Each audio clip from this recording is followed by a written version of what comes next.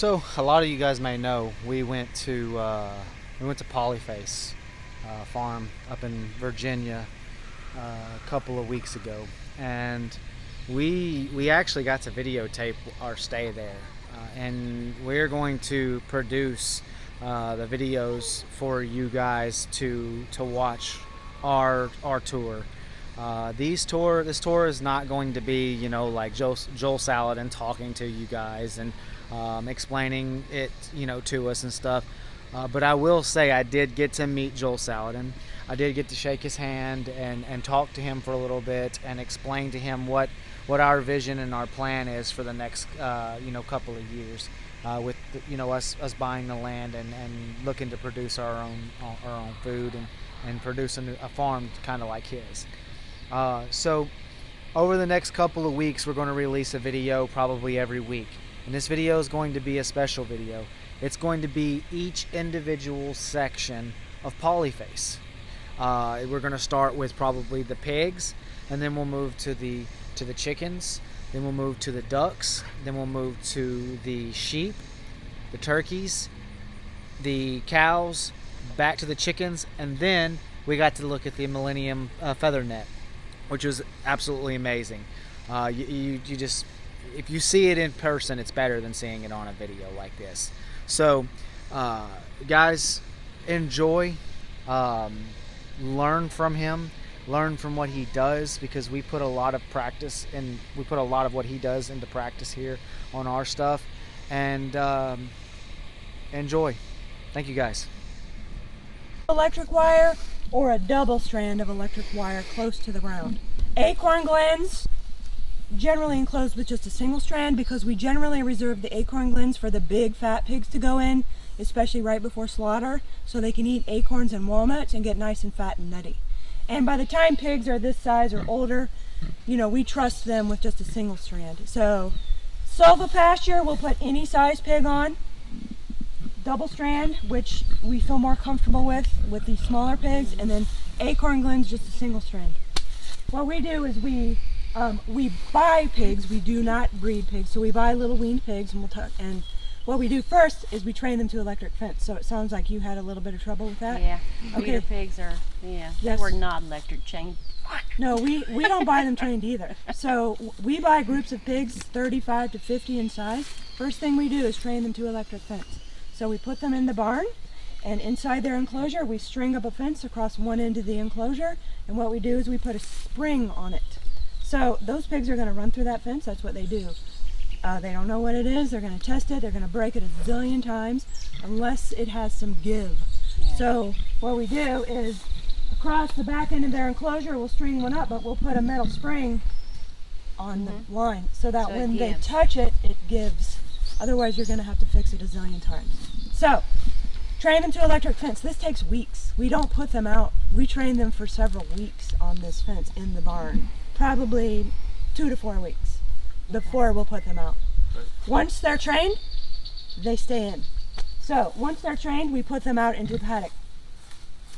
They stay in one paddock for however long it takes them to eat 2 tons of feed. That's our unit of measurement. They have a feeder out here. Once they've eaten 2 tons of feed, it's time to move. It generally is about a week to 2 weeks. Generally they'll stay in one spot for a week to 2 weeks. Now, during the time they're in here, they do a healthy disturbance, because pigs, as you know, like to tear stuff up. It's what they do, and we want to let them. So during this time, they do a disturbance to the land that's actually similar to a healthy forest fire. So forest fires are normal, natural parts of the forest ecosystem. I'm not talking about wildfires, I'm talking about forest fires, which actually help prevent wildfires. So what a forest fire does is it goes in and it burns up the underbrush, which is the fuel, and leaves the tree. So if there's too much fuel, then it burns too hot, burns up the trees and everything in its way. That's a wildfire. Forest fires go in and they burn up the underbrush. Forest fires put down fertility in the form of ash. Forest fires help kill bug infestations. Forest fires wake up seeds. So some trees can't reproduce without the heat of a fire to open up the seeds, such as the sequoia. So we can agree that a forest fire is a disturbance to the land, right? But forests come back healthier after. Pigs do a similar disturbance in here. So what they do is they deal with the underbrush. look, they eat it, they trample it, they root it, they, this to it, knocking it down.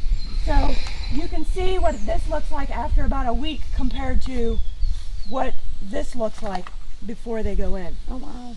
So they started over here. There are about 6 paddocks right here. 1, 2, 3, 4, 5, 6. And they went this way. Oh wow. So you can see that this has recovered probably, this is probably 3 weeks recovery right here. Oh, there's a deer right over there. Yep. This is probably 4 weeks recovery right here. And then they've been on here actively for about 1 week. And they'll move shortly to right there. So, pigs deal with the underbrush. Hot water hole. Pigs deal with the underbrush, keeping it under control. Pigs put down fertility in the form of urine and manure. Pigs help with bug infestations because they're omnivores, so they eat bugs. Pigs aerate the soil. Pigs maybe even unbury seeds that are just waiting to come up a little bit to germinate. So during this week to 2 weeks that the pigs are in here, they do a healthy disturbance. But if you leave them too long, they go from disturbance to destruction. So that's why we keep them moving on a regular basis. They will turn this whole thing into a moonscape if you just leave them here forever. So that's why we keep them moving on about a weekly or bi-weekly basis. Now, as some of you may know, pigs don't like to be told what to do. So not only is an empty feeder a good timing mechanism for when it's time to move, it also can be incentive to help us get them to move, because then we can use feed. So on moving day, that's the feeder's empty, so they're a little bit hungry. So on moving day, we come out with the tractor, pick up the feeder, move it to the new spot, fill it with feed. They can hear and smell that, so they're more easily convinced to move to the new spot. I was about to ask that. Yeah. Now we do come out with a handful of people, and those plastic pig sorting boards. And the other thing that helps us move pigs through gates specifically is we use wooden barriers at the gate instead of electric gates. So look down there. There's a gate way back there. It's wooden. Do you see it? Yeah. There's a wooden gate there. So anywhere that we're moving pigs in and out of electric fencing, we use a wooden gate instead of an electric gate, because pigs don't like to walk through where electric fence has been. Right. So even if you open the electric gate, they sometimes won't walk through it. So that's why we make these gates. They're homemade. They're made out of oak. They're just heavy wooden barriers instead of electric. Yeah, pig groups generally start out at 35 to 50 in size when we buy them. And then they stay with their group, throughout their whole life. This one probably has been whittled down a bit because these are big enough for butcher. At least a lot of them are big enough. What is the poundage roughly when you butcher? 250 is ideal. Some of them get a little bigger than that. How many times do they move in these paddocks before they're ready to go to butcher? I mean, we butcher at 9 to 12 months. So Okay. when it's not an. They go by the So weeks. can you circle so I see there's a paddock, can you circle and then keep coming around to these 6? Generally, just- pig paddocks rest 3 to 6 months before we put pigs back in. Okay.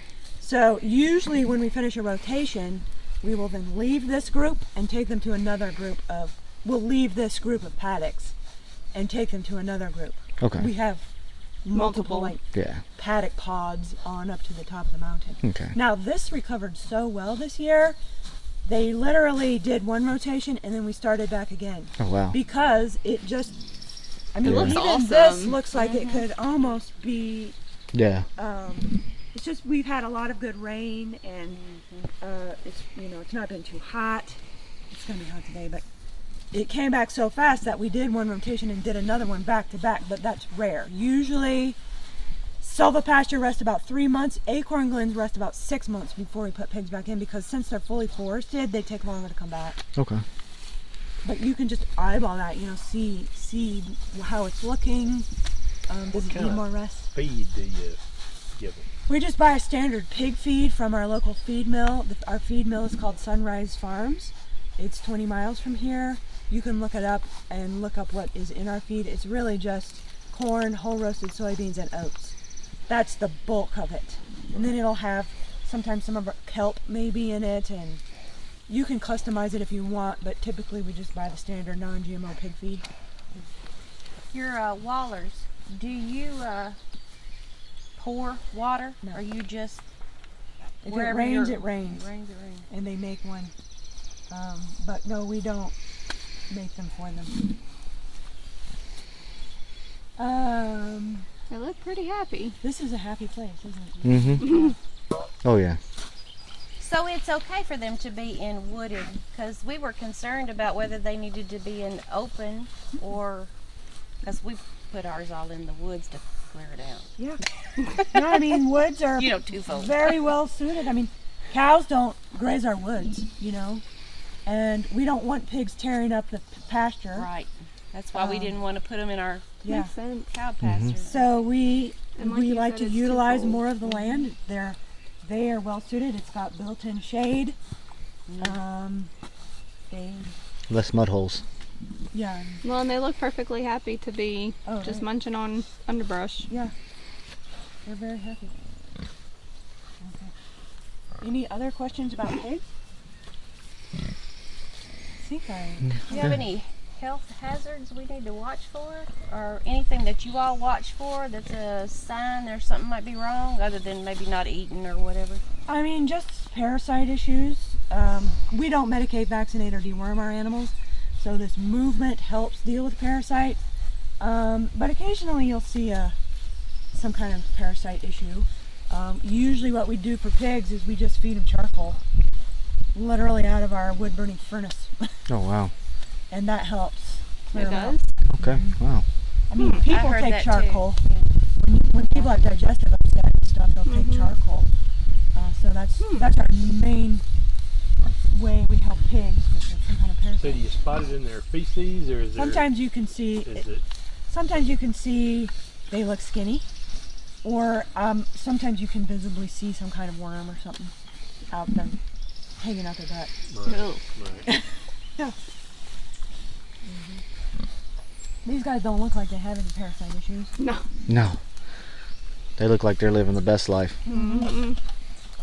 For now, Yeah. For now. Yeah. till they're not. Yeah, this is their pig waterer. Y'all might be familiar yeah. with that. That's just a standard pig water. It looks like they're about to knock it over. So how long do they have before they'll be moved to the acorn glen from this size?